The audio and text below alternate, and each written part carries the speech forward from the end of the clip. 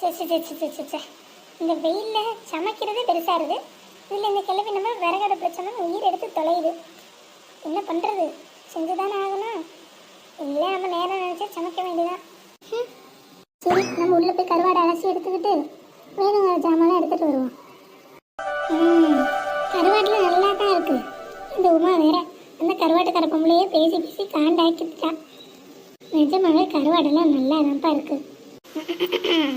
என்ன வீட்டுக்குள்ளே கழுத பூந்துருச்சா? கணக்கிற சத்தம் கேட்குது. என்ன?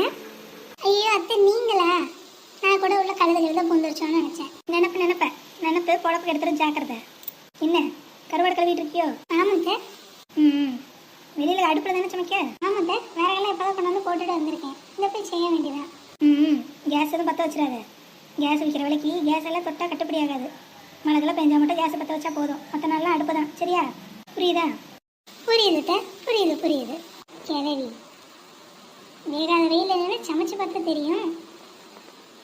இப்போ எப்படி தெரியும்? மல்லிகா, சொல்லுங்க. காஃபி எதுவும் வேணுமா? போட்டு தரட்டா? அதெல்லாம் ஒன்றும் வேணாமா. நீயே இங்கே உட்காந்து கருவாடை கழுவிட்டு கிடக்க. உள்ள கிச்சனில் வச்சு செய்ய வேண்டியதானே? ஆஹா, இவ்வளோ பேச விட்டோம். நம்மளை போட்டு கொடுத்துருவா. சமாளிப்போம். அது வந்துங்க. அதான்ப்பா நானும் இம்புட்டு நேரமாக மல்லிகா கிட்ட அதான் சொல்லிட்டு இருந்தேன். ஏமா இப்படி வேகாத வெயிலில் சமைச்சிக்கிட்டு கிடக்க அப்படின்னு. இல்லை நம்ம குடும்பத்துக்கு இதுதான் சரி வரும். கேஸ் எல்லாம் பற்ற வைக்கக்கூடாது. வெயில் தானே அடிக்குது. நான் அடுப்புலேயே சமைக்கிறேன்னு அந்த பக்கம் அடுப்பு வேறு பற்ற வச்சிருக்கான். அதில் தான் செய்ய போகிறாங்க. நானும் எம்பிட்ட சொல்லி பார்த்துட்டேன்ப்பா. அவன் நல்லா சிக்கனமாக குடும்பம் நடத்தணும்னு சொல்லி இப்படி செஞ்சுட்டு தரீறேன். ஆஹா, இந்த கிழவி சரியான நடிப்புக்கார கிழவி தான்.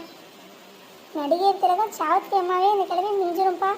ஏன் மல்லிகா, அதான் அம்மா இப்படி தூரம் சொல்கிறாங்கல்ல, நீ கேஸ்லேயே சமைக்க வேண்டியதானே? அது வந்துங்க. சரி விடுப்பா, நம்ம இதெல்லாம் கட்டாயப்படுத்தக்கூடாது. அவங்களுக்கு எப்படி இருக்குமோ அப்படி சமைச்சாதான் சாப்பாட்டில் ருசி இருக்கும். அவள் அடுப்புலேயே சமைக்கிட்டோம். சரிம்மா, நீங்கள் கூட இருந்து அவ்வளோ கவனிச்சுக்கோங்க. நான் வாரேன். சரிப்பா, போயிட்டு வா. மல்லிகா, நான் வாரேன். வாங்க. பார்த்து பத்திரமா இருங்க. ரொம்ப நேரம் வெயில் நிலையாதம்மா. பார்த்து பத்திரமா இரு. என்ன அப்படி பார்க்குற? சிவாஜி இன்னும் சாகலை, உங்களுக்குள்ளதான் இருக்காருன்னு பார்த்துட்டு இருக்கேன். சரி ஓவராக பேசிட்டு தெரியாத. போய் சமைக்கிற வெளியே பாரு. உச்சி வெயில் இறங்குறதுக்குள்ள சட்டுப்பட்டு சமைச்சிட்டு உள்ளவா. அப்புறம் உச்சி வெயிலில் சமைச்சு மயங்கி விழுந்து அப்புறம் என் பையன் என்ன வந்து ஏசுறதுக்கு. ஓ, அதை வச்சு 2 நாள் ஒரு வேலையும் செய்யாமல் வீட்டில் ஓப்பி அடிக்கலான்னு பார்க்காத. உச்சி வெயில் கூட சமைச்சிட்டு உள்ள வர வெளியே போயிரு. சட்டுப்பட்டுன்னு கிளம்பு. சரிப்பா.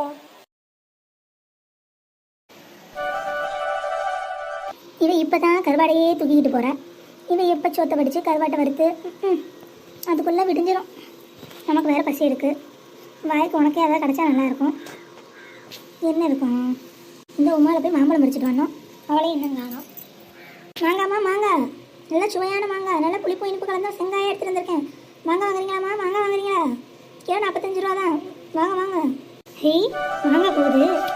சமம் வாங்கிடுவோம் 1 கிலோ. அதை மட்டும் வச்சு சாப்பிட்லாம். ஆனால் நம்ம தோட்டத்துலேயே மாங்காய் இருக்கப்போ வெளியில் வாங்கினா நல்லாவா இருக்கும்? அதை போய் பறிக்கணும், லேட் ஆகும். இதுனா அப்படியே காசு கொடுத்தோமா வாங்கினோமா இருந்துட்டு போயிடலாம். கூப்பிடுவோம். ஐயா மாங்காய்க்காரரே, இங்கே வந்து மாங்காய் எடுத்துட்டு வாங்க. அதை வர பாட்டிமா.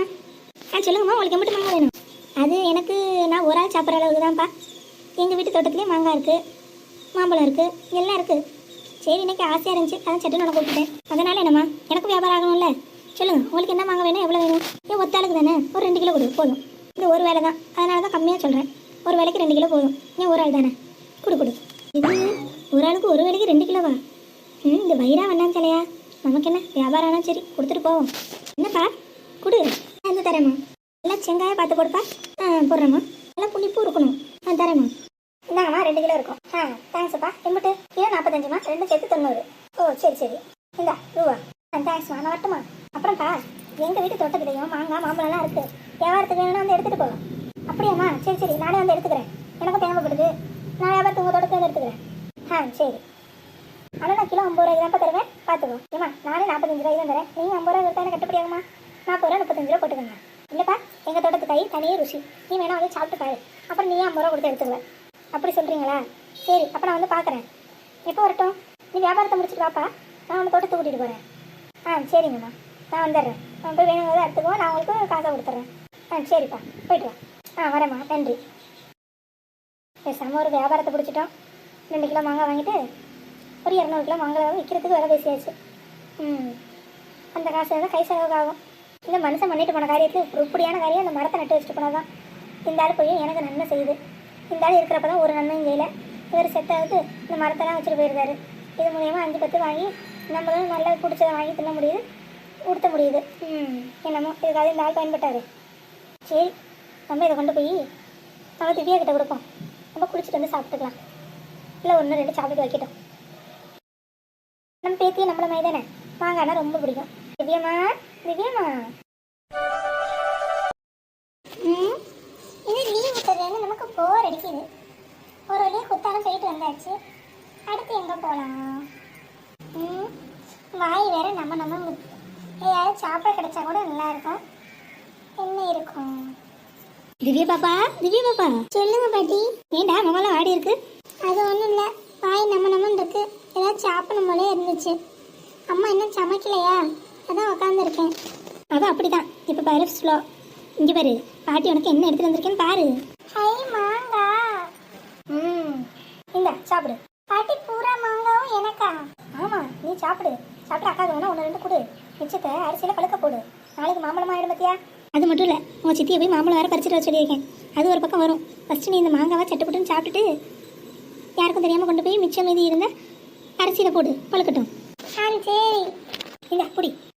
சரி நல்ல பிள்ளைய சாப்பிடு, யார் கணக்கு பற்றாம, சரியா? சரி பாட்டி. உங்கள் அம்மா சமையல் எந்த அளவில் இருக்குன்னு அப்போ ஒரு எட்டு பார்த்துட்டு வந்துடுறேன். மாங்காய் அப்படியே எடுத்து கடிச்சு சாப்பிடுவோம். பார்க்குறப்ப எச்சு கூடுது. நம்ம ஒன்று எடுத்து சாப்பிட வேண்டியதான். அப்படியே வச்சு கடிச்சு சாப்பிட வேண்டியதான். ஸ்டாப். சித்தி ஏன் என்ன சாப்பிட வேணாம்னு சொல்றீங்க? வாங்க நீங்களும் ஒன்று எடுத்து சாப்பிடுங்க. சும்மா சூப்பராக இருக்கும் மாங்காய். திவ்யம்மா, அந்த மாங்காய் இங்கே கொடு. ஏன் சித்தி? மாங்காவை சும்மா சாப்பிடக்கூடாது, அதுக்குன்னு ஒரு ப்ரொசீஜர் இருக்கு. மாங்காய் சாப்பிட்றதுக்கு ப்ரொசீஜரா? அப்படியே கழுவிட்டு வாயில் வச்சு கடிக்க வேண்டியதானே? இங்கே தான் தப்பு பண்ணுறேன். இந்த காலத்து பிள்ளைங்களுக்கு ஒன்றுமே தெரிய மாட்டேங்குது. எங்களை மாதிரி ஆளுங்களுக்கு தான் தெரியும். முதல்ல எதை எப்படி சாப்பிடணும்னு கற்றுக்கோ. இப்போ என்ன பண்ணுற? குடுகுடுன்னு ஓடி போய் ஒரு கத்தியும் அப்படியே மிளகாத்தூள் கொஞ்சம் உப்பு கொஞ்சம் எடுத்துட்டு வா பார்ப்போம். எதுக்கு சித்தி? சொன்னதை மட்டும் செய்டி போ. சரி. ஆஹா, பார்க்குறப்பே நாக்கில் எச்சு ஊறுது. பிள்ளைய சொல்லிட்டு நம்ம கிடைக்கக்கூடாது. வெயிட் பண்ணுவோம். சமையல் ஆரம்பிக்க வேண்டியதான்.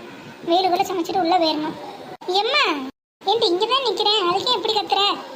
நான் உங்களை தான் தேடிட்டு இருந்தேன். கிச்சனில் மிளகாத்தூள் உப்பு தேடி போனேன், அங்கே காணும்.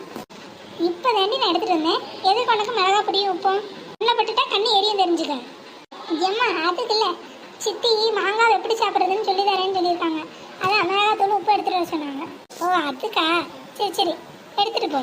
திருப்பி கொண்டு வந்து கொடுத்துடணும். அம்மாவுக்கு சமைக்க வேணும். சரி, நான் எடுத்துகிட்டு வந்து தாரேன். பார்த்துட்டு கண்ணில் பட்டுற போது. நான் பார்த்துக்கிறேம்மா. ஏது மாங்காய் நமக்கு தெரியாமல் நம்ம வீட்டில்? சரி சாப்பிட்டோம், நம்மளும் ஒரு துண்டு போய் வாங்கி சாப்பிடுவோம். அடுப்பில் கருவாடை ஏற்றிட்டு போவோம். நல்ல பொடி பொடியான்னு இருக்கணும். சித்தி நாங்க நீங்கள் கேட்ட மிளகாத்தூள் உப்போம். இப்படிதான் கரெக்டாக எடுத்துகிட்டு வரணும். போய் பார்ப்போம். இப்போ இந்த மாங்காய் வெட்டி அப்படியே மேலே தூவணும். வெயிட் பண்ணும். மாங்காய் ரெடி. இப்போ சாப்பிட்டு பாரு, டேஸ்ட் சும்மா வேற லெவல்ல இருக்கும். நினைக்கிற போய் சூடு தங்கி கொடுங்க, சீக்கிரம் சாப்பிடு. எப்படி இருக்கு சித்தி? வேற லெவல். இனிமே நான் மாங்காவை இப்படி மட்டும்தான் சாப்பிடுவேன். நீங்களும் எடுத்து சாப்பிடுங்க. சித்தி இப்படி சாப்பிட மாட்டேன், அதுக்கு வேற ஒரு ப்ரொசீஜர் இருக்கு. இன்னொரு ப்ரொசீஜரா? அது என்ன? அதுக்கு ஒரு முக்கியமான பொருள் வேணும், அதை சித்தி எடுத்துட்டு வரேன். சித்தி சீக்கிரம் சொல்லுங்க, எனக்கு ஆசையா இருக்கு அது என்னன்னு தெரிஞ்சுக்கணும்னு. வெயிட் அண்ட் சீ. அப்போ அந்த முக்கியமான பொருளை தூக்கிட்டு வந்துடுறேன். தூக்கிட்டு வராங்களா? அப்படி என்ன பொருளா இருக்கும்? வெயிட் பண்ணி பார்ப்போம்.